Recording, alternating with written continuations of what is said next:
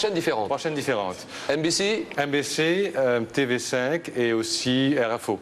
Ce qui fait qu'on peut toujours se rattraper si on a raté un épisode.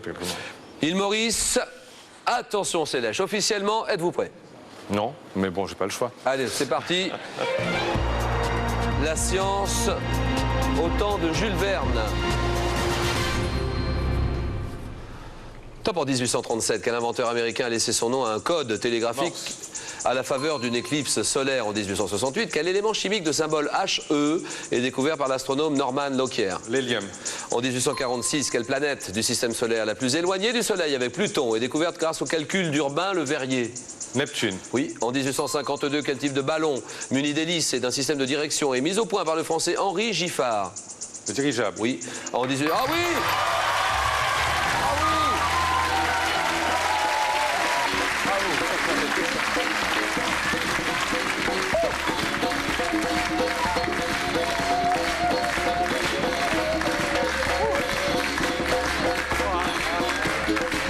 À vous.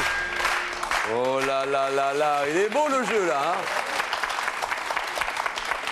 4 points, c'est le score maximum. On peut pas rêver scénario pareil, magnifique en tout cas. Merci.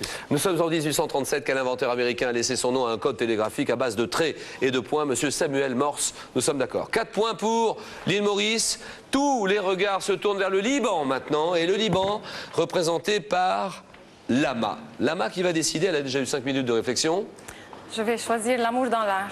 L'amour dans l'art. Lama, à mes côtés. Comment ça va, Lama? Ça va bien. On passe une belle semaine là ensemble. Super semaine. Belle semaine, Vraiment. préparée, bien. On vous a chouchouté là, vraiment. Hein. Vraiment. Une grande expérience en plus. Alors, Lama, vous donnez des cours d'histoire de l'opéra. Où En ça? langue À Beyrouth, française, hein, à Beyrouth. Des cours en langue française. Oui, absolument. Et pourquoi le français, pourquoi pas Bien l'anglais? que l'opéra soit plutôt italien ou plutôt allemand, Oui. je donne quand même mes cours en langue française. Mais pourquoi le français et pas Parce l'anglais? que c'est vraiment la langue qui permet le plus de subtilité, le plus de finesse dans les explications. Et en tout cas, moi, c'est pratiquement ma langue maternelle. Et je suis pratiquement une militante de la langue française. Parce que nous devenons un petit peu, nous sommes quand même une race en péril. Et vraiment, je me bats, je résiste. On résiste, on se bat. Résiste. Absolument. Ouais. Et c'est vrai que l'anglais est galopant là-bas. On parle beaucoup l'anglais. Hein. C'est ça. Est-ce que les professeurs de français mettent l'accent sur les grands auteurs classiques français dans les écoles? Théoriquement, oui, mais ce n'est plus aussi vrai qu'il y a quelques années, qu'il y a quelques générations. C'est quand même le côté technique d'une langue qui est mise en valeur, alors que la langue française, c'est plus une langue culturelle. Donc maintenant, on a de moins en moins de temps pour la culture et de plus en plus de temps pour les performances. C'est pour ça que nos enfants lisent moins les auteurs que nous ne les avions lus nous-mêmes. Et malgré ça, vous vous battez pour que le français ne se marginalise déjà à mon pas. échelle, à la maison. Ouais. C'est bien ça. Un petit bonjour au centre culturel, à l'Alliance française là-bas, à Beyrouth. Au centre culturel qui est extrêmement actif, puisque c'est le centre culturel le plus actif du Liban, qui organise des séances musicales, des séances cinématographiques, littéraires, qui fait venir des groupes de musique pour toucher les jeunes. Donc vraiment, c'est un centre extrêmement actif. Et vous chantez, vous, dans le chœur de l'Orchestre National? Oui, pour mon plaisir. Je n'ai aucune prétention à ce niveau-là. Je suis choriste. C'est l'Orchestre National du Liban? Oui, qui est un tout jeune orchestre, qui a 6 ou 7 ans au plus, et qui a fait vraiment des progrès extraordinaires depuis ces quelques années. Et vous êtes heureuse comme tout de faire ça. Hein. Tout à fait. Lama, c'est le moment ou jamais de saluer la famille, les amis, les fils. Je salue mes 3 fils qui sont mes plus grands supporters. Et moi, je vais saluer la présence de Madame Léna Raoui, conseillère de presse à l'ambassade de la République libanaise. Merci beaucoup, Madame, d'être venue soutenir Lama et le Liban. Et Lama, je vous pose la question rituelle. Êtes-vous prête? Julien, je suis prête. L'amour dans l'art.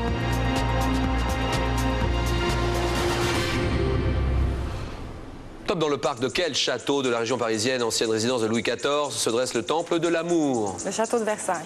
À Agra, en Inde, quel mausolée de marbre blanc Shah Jahan fait-il élever à la gloire de sa femme disparue? Le Taj Mahal. En 1886, à quel célèbre sculpteur français doit-on l'œuvre en marbre blanc baptisée Le Baiser? Rodin. Dans sa toile Le Verrou, quel peintre français du XVIIIe représente un homme et une femme en train de s'enlacer? Le Verrou, 18e. Je passe. Dans quel opéra de Georges Bizet se déroulant à Séville, entend-on le refrain que vers 1485, quel peintre florentin représente la déesse de l'amour dans la toile La naissance de Vénus? Botticelli. Dans la mythologie grecque, quel roi de Chypre tombe amoureux de la statue qu'il a sculptée? C'est Pygmalion. 3 points pour le Liban.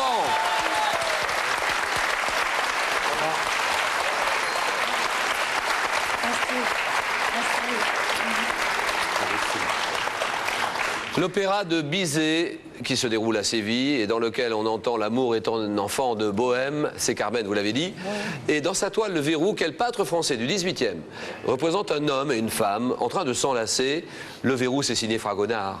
Et c'est Jean-Honoré Fragonard. Les projecteurs maintenant, plein feu, tout le monde sur la Bulgarie. Et la Bulgarie qui va décider entre l'histoire de la langue française et les chanteurs français nés à l'étranger. Chanteurs français nés à l'étranger. Les chanteurs français nés à l'étranger. Je prépare mes petites questions. Véline, à mes côtés, la Bulgarie qu'on accueille avec beaucoup de plaisir. Je me demande si ce n'est pas la première fois d'ailleurs. Premier passage de la Bulgarie dans nos spéciales francophonie. Je me demande, je crois que oui. Bulgarie, alors la capitale de la Bulgarie, Sofia. Sofia, bien sûr. Vous n'habitez pas Sofia? Non, j'habite pas à Sofia. J'habite à l'autre bout de la Bulgarie. C'est une belle ville qui s'appelle Varna. Oui. J'ai l'impression que ce sont une des meilleures plages. Sur les bords de la mer Noire? Sur les bords de la mer Noire. Oui. Il y a 30 mètres de largeur de sable fin, 150 km. 150 km. Super. Superbe. Combien d'habitants en Bulgarie? 8 millions. À peu près 8 millions. Et qui faites-vous? Donc vous habitez Varna, Moi, vous travaillez, vous êtes je journaliste? suis journaliste et producteur des actualités dans une chaîne de télévision. Mais quand on est privé, on fait beaucoup de choses dans cette télévision. Je fais aussi les relations internationales de la télé, les actualités, je présente les actualités. J'ai un peu de l'expérience avec les caméras. Oui, c'est ça, oui. Et comment avez-vous appris la langue française? Et comment? J'étais tout petit, avec mon père, avec ma famille, on a visité, on était en Algérie. J'ai fait le lycée français là-bas, après le lycée français en Bulgarie. Et après, j'ai continué toutes mes relations avec des Français dans mon travail. Et voilà, je parle un peu français. Quelle est la proportion de la population qui parle français? Je pense que c'est peut-être 40%. Mais ce pourcentage, il est toujours le même. C'est-à-dire que vraiment, il y a un intérêt parce que dans notre pays, il y a pas mal de lycées. Des lycées français? Lycées français, oui, exact. Même dans ma ville, il y a un lycée qui s'appelle Frédéric Jules-Curie, que j'ai fait mes études là-bas. Oui, à Varna, oui. À Varna, bien sûr. Et aussi, il y a beaucoup d'alliances françaises dans tout le pays, même dans les petites villes. Et aussi, bien sûr, le centre culturel qui est à Sofia. Oui, donc tous ces réseaux-là, c'est très important pour la langue française, les alliances françaises qui nous ont bien aidés d'ailleurs pour organiser notre spéciale francophonie, question pour un champion. Méline, je tiens à saluer la présence de Madame Maria Donesca, premier secrétaire responsable des affaires culturelles à l'ambassade de la République de Bulgarie en France. Merci beaucoup Madame d'être à nos côtés ce soir. Voilà. Merci beaucoup Madame. Evelyne, pour la Bulgarie, êtes-vous prêt? Oui, je suis prêt. Oui, je suis prêt. Les chanteurs français nés à l'étranger. Top en 1972. Quel chanteur français né à Ismaïlia en Égypte fait un succès du titre Le lundi au soleil? Georges Moustaki. Claudette. Quel chanteur et acteur né en Italie a chanté Les feuilles mortes et La bicyclette? Je passe. Quel chanteur français né à Dakar, 69 et un interprète des titres Bouge de là? En 84, quel chanteur né à Oran interprète le tube Week-end à Rome? En 69, quel chanteur français, fils d'un réalisateur américain, chante Les Champs-Élysées? Joe Dassin. Quel auteur, compositeur et interprète né à Casablanca chante les titres J'ai 10 ans et Foule sentimentale? Georges Moustaki. Non. Quel chanteur né en Égypte en 34, interprète du métèque, a commencé sa carrière comme auteur-compositeur pour Edith Piaf? Yves Montand. Quel chanteur et acteur d'origine italienne disparu en 2004 et l'interprète des titres Les Loups et l'Italien, c'est Serge Reggiani. Et ça fait 1 point, Véline.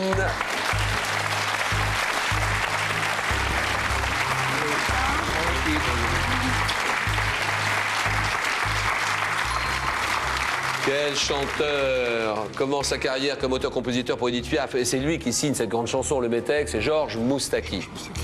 Quel auteur-compositeur-interprète, né à Casablanca, chante J'ai 10 ans, Foule sentimentale, c'est Alain Souchon. Week-end à Rome, c'est signé Étienne Dao. Nouveau western, Bouge de là, Caroline, c'est MC Solar. Les feuilles mortes, La bicyclette, il est né en Italie, c'est Yves Montand. Et le lundi au soleil et tant d'autres chansons, comme d'habitude, j'ai eu la chance de bien le connaître. C'est Claude François, né à Ismaïlia en Égypte. On s'arrête là, Véline. Applaudissements pour la Bulgarie. Cadeau, Véline. Véline, en plus d'autres ouvrages, Larousse vous offre 23 volumes de la collection Comprendre et Reconnaître. Le DVD de Questions pour un champion, le jeu PC pour vous. Accompagné des jumelles offertes par Vision Plus, ça c'est pour vous. Et dans un moment, Sélèche, Lama, l'île Maurice et le Liban. Attention, vous jouez maintenant pour une place en finale. Bonne chance, voici le face-à-face. Premier face-à-face. Premier face-à-face de la première manche. Voilà les deux pays qui sortent gagnants de cette première manche. C'est l'île Maurice et c'est le Liban. Lequel des deux va l'emporter? Nous jouons pour une place en finale dans le face-à-face final. C'est un face-à-face qui se joue en 15 points. Le premier qui arrive à 15 points est qualifié. On se serre la main, on se souhaite bonne chance, on est là, on se respecte. Et voilà, on s'embrasse, pas trop tendrement quand même. Oui. Et première question, culture générale, ça c'est pour vous. À la maison, nous n'avons pas l'indice ici, nous ne voyons rien et vous avez cet avantage sur nous. Et c'est parti, île Maurice. Je prends la main. Top manifestation physique faisant l'objet d'une journée nationale au Canada au mois d'avril prochain. La sagesse dit que j'enrichis celui à qui je m'adresse sans appauvrir celui qui me donne. Entraînant un léger mouvement des lèvres et des yeux, je peux être énigmatique comme pour la Joconde ou encore radieux. Oui. Le sourire. Le sourire, voilà.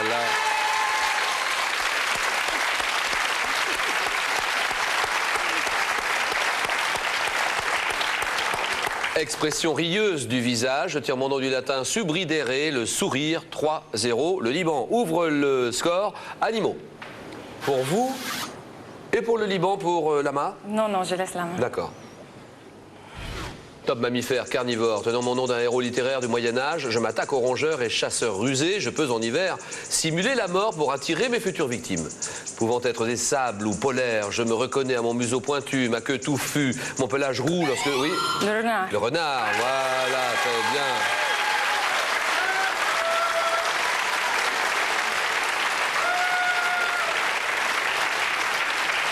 Canidé, associé au corbeau dans une fable de La Fontaine, le renard, 6 à rien pour le moment. Attention Sélèche, nous partons et nous jouons en 15 points.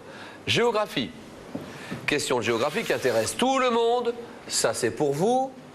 Petit élément de réponse. Sélèche. Je laisse la main. Top ligne, une ligne imaginaire de la sphère terrestre. Je corresponds à la latitude de 23 degrés 26 minutes nord. Traversant le Pacifique au nord des îles Hawaï, je passe par la Havane, Médine, Mascate, Canton. Parallèle à l'équateur, je délimite une zone sur laquelle les rayons... Oui. Tropique du Capricorne? Non, monsieur. Et la main passe. Le Liban va pouvoir répondre. Top sur laquelle les rayons du soleil sont... Oui. Tropique du Cancer. Bien joué. Mais si c'est pas là... Eh oui.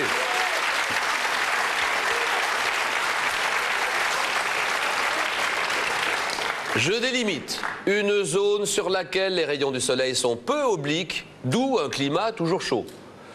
Ligne imaginaire de l'hémisphère nord. Mon équivalent dans l'hémisphère sud est le tropique du Capricorne. Le tropique du Cancer, c'est bien joué. C'est vraiment Lama et le Liban qui s'échappe dans cette course.